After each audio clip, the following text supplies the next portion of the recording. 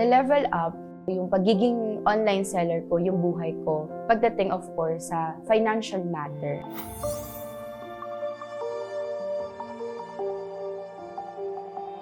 My name is Alisa Bianca Igertes, 24 years old, and I am a student, online seller, and a single mother. Before, ang dami kong mga imprudent decisions. Kaya rin ako nagkaroon ng baby na hindi pa ako nakakapagtapos. Ang pagiging mother pala, mas magiging resilient ako.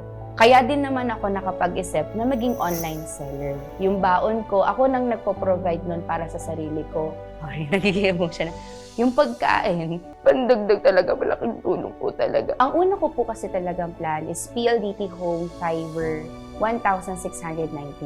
Pero, kailangan ko din po na mag-upgrade kasi po, para mas maging efficient ako. Yung demand po kasi ng prof namin, agad-agad kailangan updated kami. Tapos yung hindi ako mapapahiya kay customer na, ma'am, wait lang po, mahina po yung signal. Masaya ako na kasama ko ang PLDT Home Fiber sa pag-upgrade ng aking buhay. Para mas magampanan ko pa ang pagiging online seller, estudyante, at higit sa lahat, pagiging isang nanay.